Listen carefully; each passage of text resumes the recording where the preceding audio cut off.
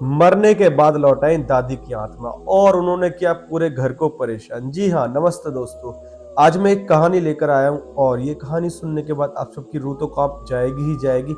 तो दिल थाम कर बैठ जाइए सुनने के लिए इस कहानी को। और ये कहानी है मेरे एक सब्सक्राइबर की। उसने बताया मुझे कि कैसे उसकी मरने के बाद भी दादी जी की आत्मा वापस लौट आई।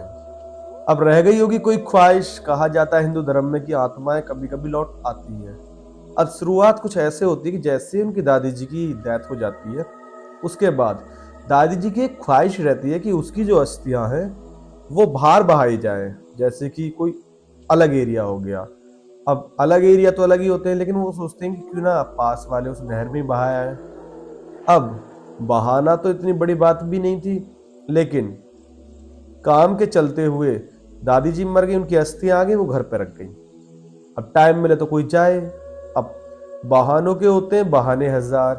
तो पापा ने सोचा, उसके पापा, उसने बताया कि उसके पापा ने सोचा कि क्यों ना पंडित जी से पूछ लूं। पंडित जी ने कहा कि देखो अच्छा अवसर है, 10 दिन बाद। 10 दिन बाद सराया आना। अब दादी जी की आत्मा क्यों आई थी और क्यों लोग कर रही थी परेशान? क्योंकि कहा जाता है कि आखिरी जो ख्वाहिश होती है वो मनुष्य की पूरी हो जाए तो ही अच्छा रहता है। अब आखिरी ख्वाहिश उनकी ये थी कि वो, उनकी आत्मा जो है, किसी भारी एरिया में सराई जाए, जैसे कि हरिद्वार हो गया। अब आसपास के एरिया की तो अलग बात रहती है, लेकिन उन्होंने सोचा कि आसपास की किसी नहर में ही सरा देंगे। लेकिन अब जो हुआ, अब पहले दिन जैसे ही वो सोता है लड़का, तो वो देखता है कि उसके सपने में उसकी दादी जी आई हैं, उसके बराबर में आकर बैठ गई हैं और एक गैल तकिया लेकर उसको मुंह दबाने लगी है। और वो फड़फड़ा रहा है, फड़फड़ा फड़फड़ा, तो एक साथ आंख खुलती है।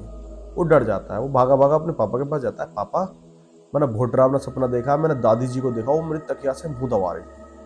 और भाई ये चीज सुनने के बाद दादाजी भी, बहन वो पापा भी बहन जो कंफ्यूज हो जाओ मैं। पापा कहते अच्छा। फिर अगले दिन उसकी बहन, उसने बताया कि मेरी बहन ने देखा कि दादी आई है और मुझे स्टेयर्स पे से धक्का दे दिया है।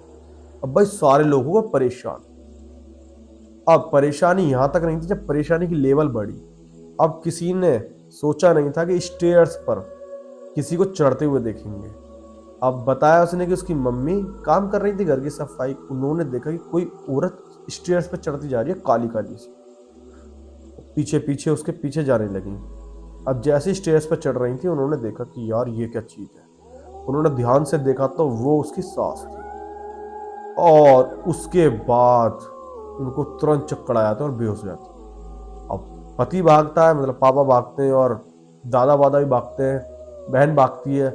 सब लोग मम्मी को उठाकर लाते हैं और बेडरूम में डाल देते हैं। जैसे ही मम्मी को बेडरूम में डालते हैं, डॉक्टर बुलाया जाता है। डॉक्टर होश की दवाई देता है, तुरंत उनको होश आ जाता है। पूछते हैं कि क्या दिक्कत हो गई। अब वो बताती है कि मैंने अपनी सास को देखा, वो सीढ़ियों से चढ़ रही थी और मैंने हकीकत में देखा है, सपने में नहीं।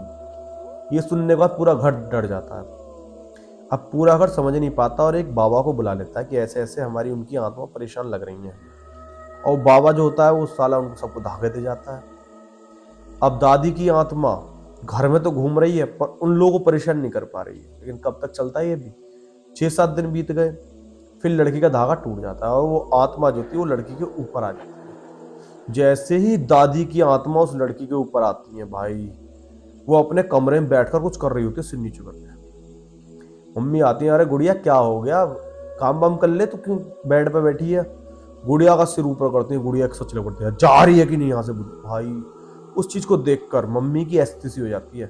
मम्मी नीचे भागी भागी आती है, पापा को लेकर जाती है। पापा जाकर देखते हैं तो पापा की भी सांसों के साथ पैरों के नीचे से जमीन खिसक जाती है। उसके बाद जो हुआ, फिर मैं पहुंच गया।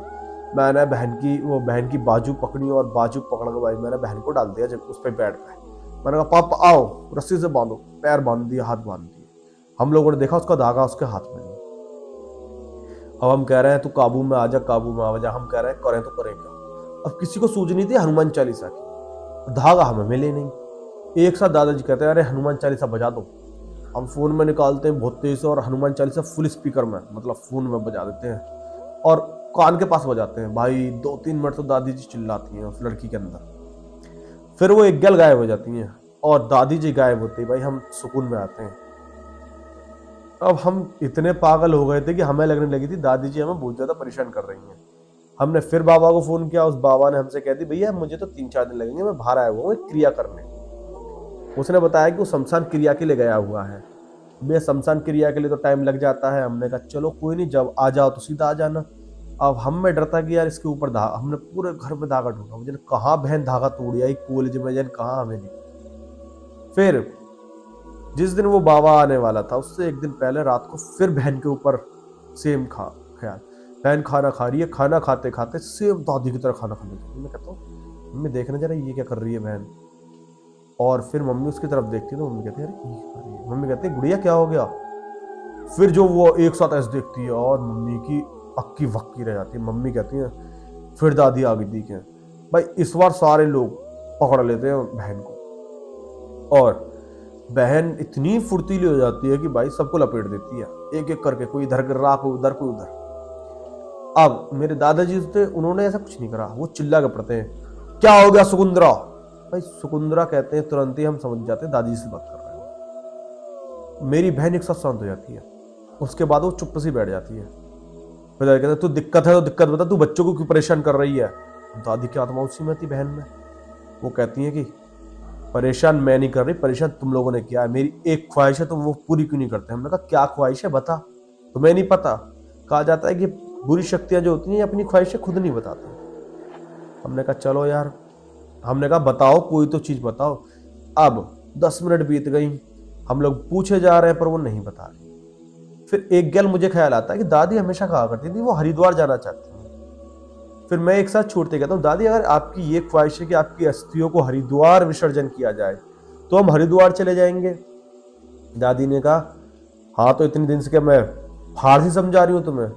मैंने कहा अरे हमें क्या पता चल रहा है, आप हमें दिख रही हो और एंड ऑल। भाई उस समय सबका भय थोड़ा कम सा हो गया जब दादाजी ने उनको डांट दिया।